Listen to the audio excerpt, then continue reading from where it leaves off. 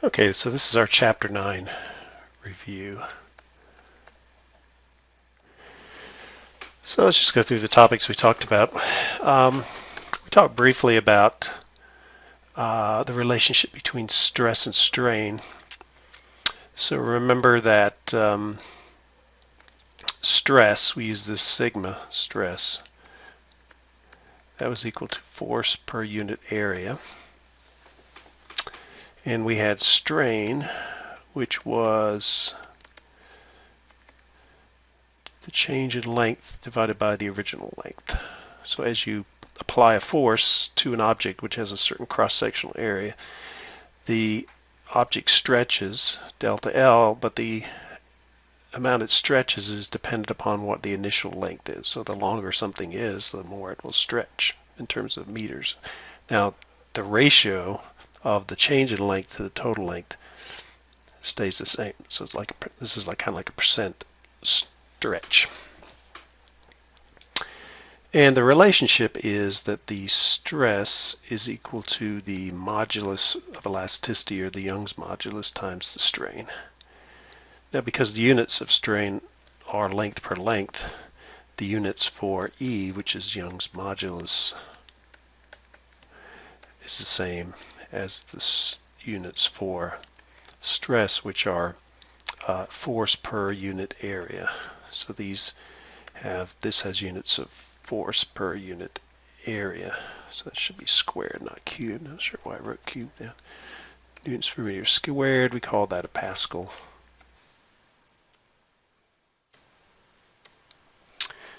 We also use the Pascal for the unit of pressure as well.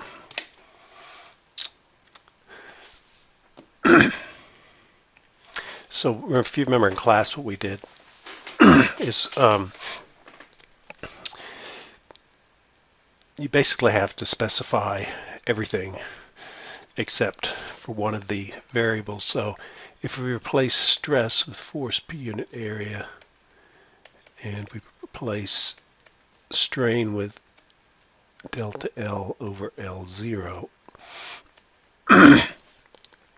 what I could do is I could give you an initial length, some force applied, the dimensions of the cross-section of the object, the modulus of elasticity, and then you could solve for delta L. Or you could specify a delta L and figure out what the force is. So it's just a matter of making sure you use the correct units. The length, as long as you're using the same unit of length, they're going to cancel out. So you could have centimeters and centimeters, or meters and meters. Young's modulus, though, does have to be newtons per meter squared, and force would be newtons, and area would be meters squared. Okay, so that was the deformation of a solid. And there's a whole semester course on this called Mechanics of Materials, so obviously we just touched on it. As far as liquids are concerned, or fluids, we had basically 3 or 4 different situations. One was just the increase in pressure as you go down in depth of a fluid. So most of the time we think of it as liquid because the density is high enough that you get a measurable change over a small distance. But the air pressure is an example of where your fluid is a gas, which is air. Okay, so increase in pressure with depth. And remember how we derived that by drawing a control volume. So that was just a region in space inside of a fluid, and looked at the sum of the forces in the y direction. If the fluid is just sitting there, then the weight of the fluid has to balance the higher pressure on the bottom. And the basically result was that P as a function of height is some initial P0, which is typically the atmospheric pressure which is being applied to the top of the liquid surface, plus the density of the liquid times the acceleration due to gravity times the height. And you know, the units of pressure, so in this case pressure, remember pressure is also force per unit area, and therefore it has units of newtons per meter squared, just like stress does, and those are called a Pascal.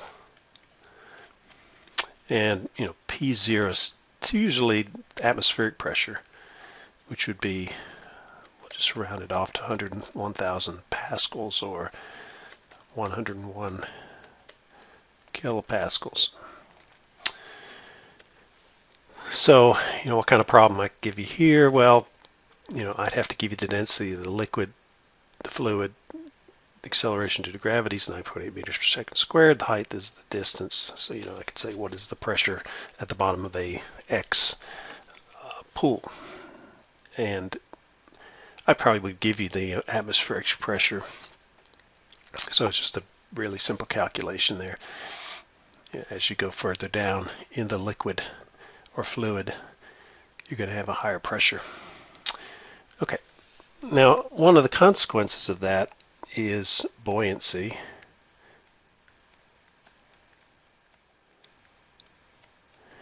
And buoyancy is if you actually have a solid of some kind, like metal or wood, or that's immersed in a liquid of some kind. So that would be like a boat, or just anything floating. Well, yes, that's the quandary you run into. You still have buoyancy even if something is not floating. If something is floating, then the buoyancy force is equal to the weight. So here's the basic concept. So we'll use F sub b for buoyancy. So the buoyancy is the density of the fluid that the object is inside. So, you know, even objects in air have a buoyancy force, but because the density of the fluid, which is air, is so small, the buoyancy force is not very big. But it's still, you know, there are cases like balloons where it actually does have some practical implications. So you have the density of the fluid times the acceleration due to gravity times, instead of times height, which is what we have over here, you have the volume displaced. So what that means is how much volume is pushed out and replaced by whatever this thing is that has buoyancy for it. So that's the buoyant force, and that doesn't matter whether it's floating or it's sinking, as long as it's part of it is inside of a fluid of some sort. But the special case of something floating, in that case, the buoyancy force is equal to the weight, which is equal to the mass of the object times acceleration due to gravity. Now, you know, if you think about a balloon, you know, as long as the balloon's not rising or falling, then that's the situation. You know, when we have a liquid, what's different there is there's this interface between the air, which has a low buoyancy force, and the liquid, which has a high buoyancy force. So this object, as long as the density of the object is less than the density of the liquid, then it's going to float, and it'll displace just enough of the fluid such that the weight is equal to the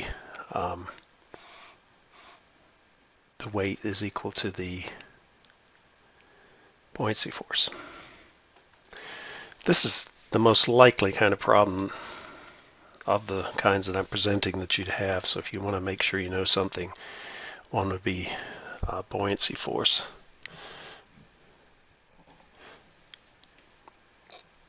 So what kind of problems could you have? Well, you know, I could give you an object which has a certain mass.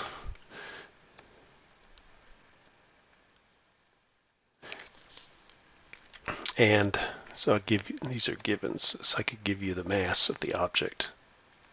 I'd have to give you the density of the fluid. And that's, yeah, density, yeah, that's right, density of the fluid. Sometimes I might give you the density of the object.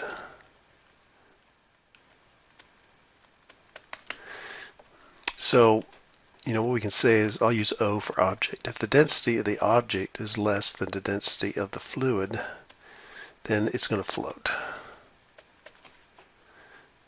And if the density of the object is greater than the density of the fluid, it'll sink until it goes to the bottom. But in both of these cases, the buoyancy force is equal to the density of the fluid times acceleration due to gravity times the volume displaced. So let me just give you an example. Let's say that our liquid, so we're going to talk about something floating, liquid is water, and we know that the density of liquid water is equal to 1,000 kilograms per meter cubed. Let's say the density of the object is, so they'll call this the density of the fluid. This is the density of the object. Let's say that's equal to 0.3, not 0.3, 300 kilograms per meter cubed. And let's say that the size of the object is 1 meter by 1 meter by 10 centimeters, or 0.1 meters. And what we're going to do is we're going to let the object, because it's the most stable configuration, you'll have the minimum dimension floating this way. If you do it this way, it's going to topple over and end up that situation anyway. So the question is, how much of the object is submerged? Question mark. So if it was not submerged at all, it would be 0.1 meters. It would be 0 meters. And if it's completely submerged, it would be 0.1 meters. But because the density of the object is less than the density of the fluid, it's going to float. So let's think about this. So in this case, because it is floating, we know that the buoyancy force, which is the density of the fluid times acceleration due to gravity times the volume displaced, is going to be equal to the weight of the object. And so what is the weight? Because we know the density of the fluid. We know acceleration due to gravity. What we're trying to figure out is the volume displaced. And once we know the volume displaced, we can compare that with the total thickness of the object. So the weight is going to be equal to the mass times acceleration due to gravity. The mass, so here's another quantity. Density is mass per unit volume. So if we solve for mass, mass equals density times volume. So that's going to be density times the volume times G. Now this is the volume of the entire thing, doesn't matter how much is submerged. So our volume in this case is just 1 meter by 1 meter by 0.1 meters, which is 0.1 meters cubed. Okay. And the density, we know what the density, this is the density of the object. So if we put this in here, we got the density of the fluid times the acceleration due to gravity times the volume displaced, which is what we're trying to find, equals the weight, which is the density of the object, times the volume of the object, which we know what that is, times g. So you see the g's cancel out. If we solve for the volume displaced, it's going to be equal to the density of the object times the volume of the object divided by the density of the fluid.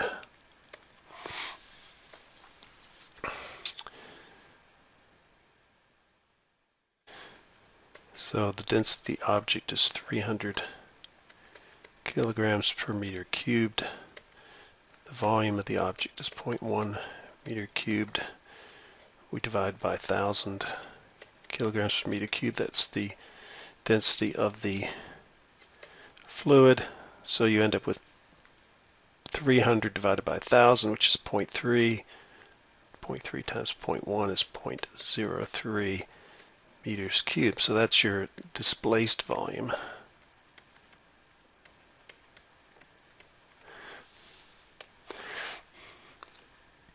And so the displaced volume, because the way this thing is oriented,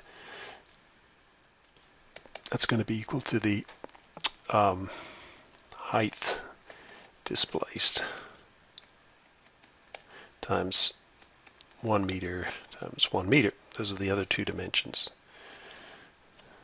So all I have to do is the height displaced. If we solve for that,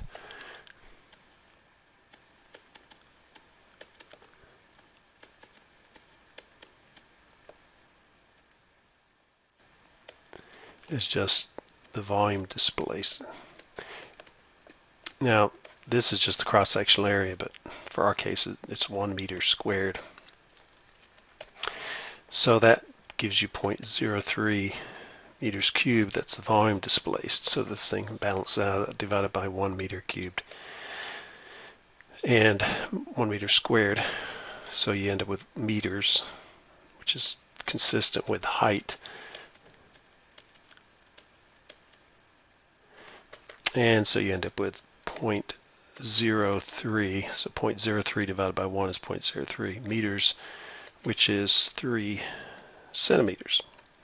So that's the height. And if you think about it back here, the total height was 10 centimeters. So you get 3 centimeters displaced out of 10 centimeters, which is the same ratio as the ratio of the densities. So that's not a coincidence that that happens. Now you could do the same thing. You could say, okay, how much, if now I add some weight, so you could ask the question, how much mass would be needed to fully submerge the 1 meter by 1 meter by 0.1 meter block.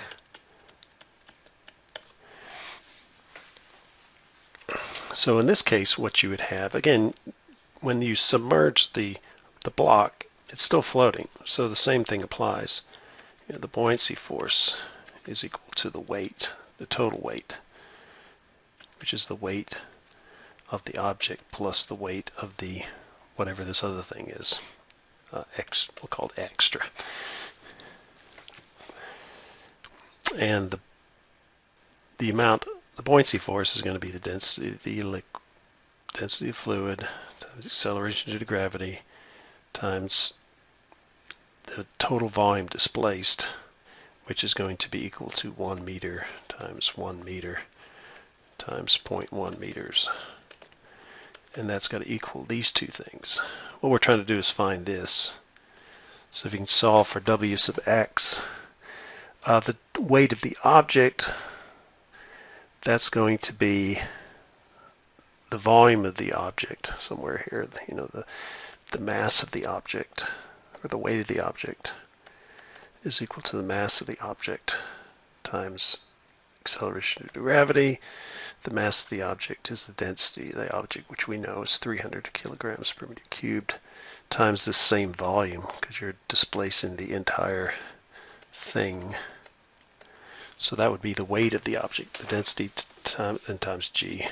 So that's the density times the volume is the mass.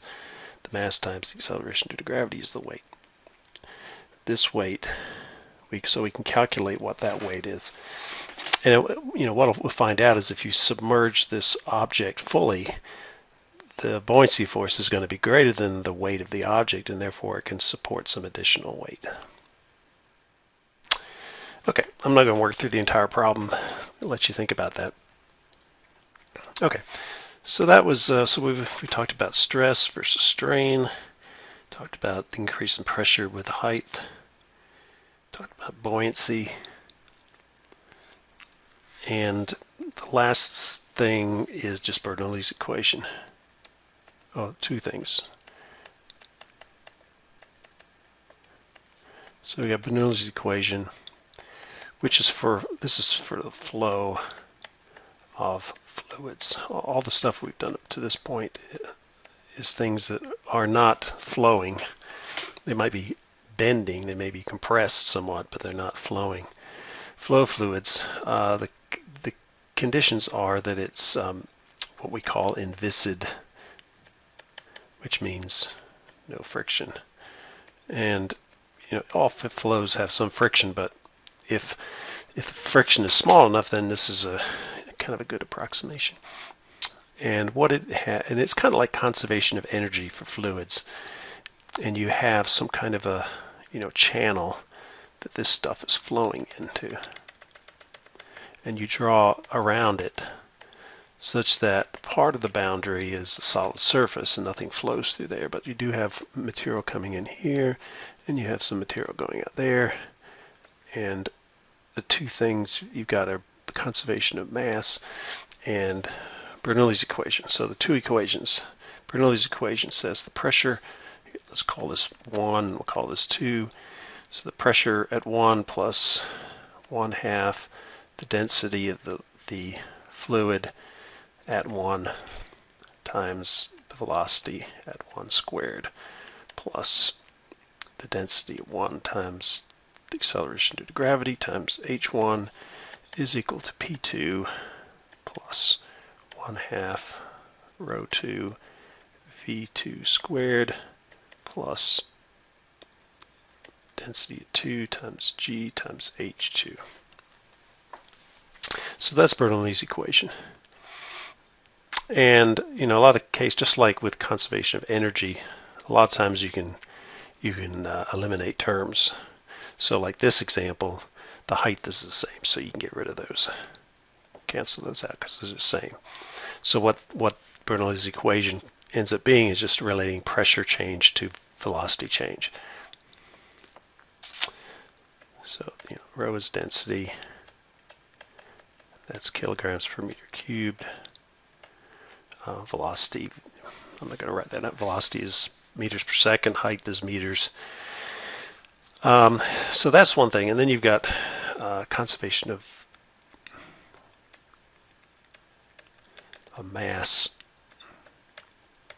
Now, also, but before we go here, a lot of times rho is constant.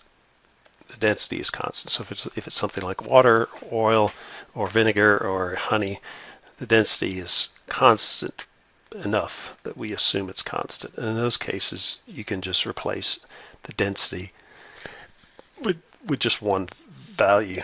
Like if it's water, it would just be 1,000 kilograms per meter cubed. Now, if it's air, and the air is changing enough, then the density would change as well. But that's not something that we have a chance to look at. Again, this is a whole another, this flow of fluids. It's another semester course if you really want to get into it. What hopefully you're getting out of this is, we looked at the case of a wing, airplane wings, and you can relate how the velocity difference between the top and the bottom of the wing is reflected in the pressure, and that pressure difference gives you lift. You can think about stuff flowing through channels like pipes or hoses, and how you can relate the higher pressure inside the hose to the atmospheric pressure, and how that would allow you to have a higher velocity, things like that. Anyway, back to conservation of mass. So you still have the same control volume, and you've got stuff crossing the boundaries here, but what we're saying is that the conservation of mass says that the amount of liquid coming in the left-hand side is the same amount of liquid that leaves in terms of kilograms per second. So the equation is rho 1 A1, that's your cross-sectional area, times V1 is equal to rho 2 A2 V2. And if you plug in the units, density is kilograms per meter cubed, area is meters squared, velocity is meters per second. And so you can see these cancel out with that, and you end up with kilograms per second. So it's saying the amount of mass that flows in per unit time in the left-hand side is the same amount of mass that leaves the right-hand side. Okay, so the units make sense. Like I said, again, a lot of the time the densities are the same, so we just call that the density. And so if this is true, if they're the same, then it simplifies to just A1 V1 is equal to A2 V2. This is called mass flow rate. Kilograms per second rate from calculus per unit time. Okay. Mass per unit time. Now, if you have a densities constant, then you can do this, and this would be called volume flow rate. Because if you did the units here, you'd end up with meters cubed per second.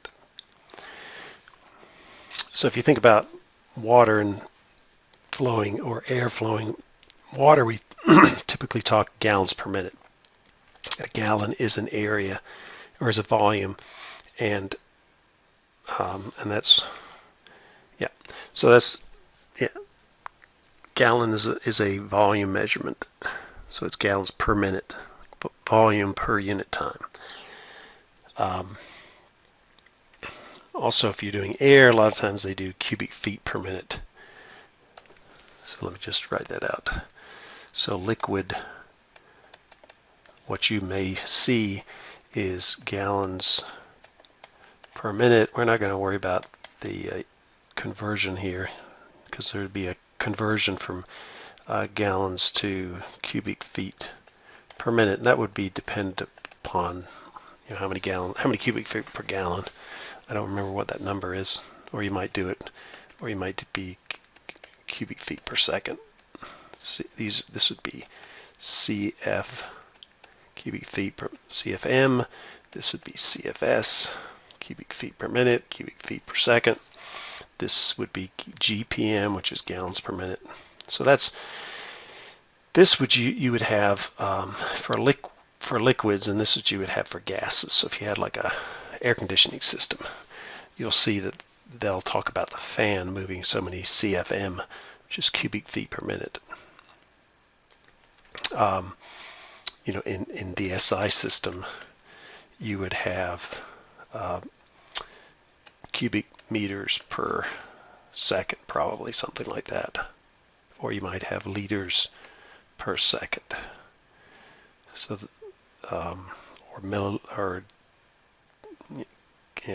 mostly liters per second, liters per minute.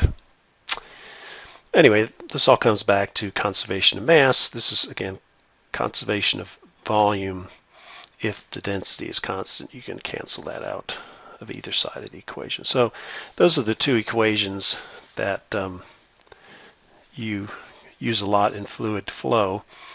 And typically what happens is you use this equation first. So you might be given an initial area. Just like with areas with stress, a lot of times it's a circular area, so it's pi r squared. to calculate the areas. Or if it was a rectangular, like an air duct, it would just be the height times the width. But you can use conservation of mass to find, say, the final velocity. And then once you have the final velocity, you can plug that in here to calculate the pressure. So let me just kind of lay that out for you. So let's say you're given P1, V1, A1, A2. Assume density is constant, and let's say it's water. So say it's 1,000 cubic kilograms per meter cubed. Okay. What the constant does is it allows me to get rid of the density in the conservation of mass equation. So that allows you to then use this, and if you solve for V2, it's going to be A1 V1 divided by A2. Okay, so I've given you this, and I've given you that, and I've given you that. So you can just do a simple plug it in there. You're going to answer meters per second. Then you could then use P1 plus 1/2 the density, which we're saying is just constant, so we don't have to put a subscript. V1 squared is equal to P2 plus 1/2 density V2 squared. We're assuming that in this case, H1 equals H2. There's no change in height. It's just a horizontal pipe of some kind. And so what that allows you to do is you can solve for P2. It's going to be P1 plus 1/2 the density times V1 squared minus V2 squared. What I've done is I've grouped these two terms together, factored out the half of the density. And you can see now that I have this. I have given that. I'm given P1. And so, and I give the density. So I have everything that I need to solve. So that's kind of how these, in the simplest case, how these Bernoulli equation problems work. Okay, so that is it for Chapter 9. I can't think of anything else. I mean, there's stuff that I didn't cover just because we didn't have time. One thing is the ideal gas law, which says P1 V1 over T1 is equal to P2 V2 over T2. You have this in chemistry, but I'm just mentioning it now. And there's also PV is equal to nRT. So these are both versions. This is assuming there's constant total amount. Here, pressure in pascals, volume in meters cubed, number of moles, the universal gas constant, temperature, absolute temperature. We might talk about this in the next semester, but so again, the key things here that you need to at least have some knowledge of is that there's this relationship between force, cross-sectional area, Young's modulus, the change in length, and the initial length. The second thing is that the pressure increases as you go down in a fluid, depending upon the density of the fluid. Buoyancy, the buoyant force is defined as such. If something's floating, then the buoyancy force equals the weight. If it's not floating, then the buoyancy force is going to be less than the weight, and it'll sink to the bottom. Also, if the density of the object is less than the density of the fluid, then it'll float. If the density of the object is greater than the fluid, then it'll sink. And the less this density of the object is, the higher it will float on that interface between the liquid and the gas, which is usually water and air. So I did a couple problems here, just to give you an idea what's involved. And then we had Bernoulli's equation and conservation of mass. So I gave you an example problem here. where you use both conservation of mass, Bernoulli's equation, and a constant density fluid. Just for your information, if the density is not constant, then it has to be some function of temperature, and that's a whole, it's called gas dynamics. It's if you're flowing, if you're doing rockets or something like that, or even air around a airfoil, if it's going fast enough, then the density of the air actually does vary. As the velocity increases, the density decreases. Anyway, that's again another whole course involved in this thing. So that's chapter 9. And then the other chapters, just look at the previous tests and make sure you understand the concepts there. And good luck.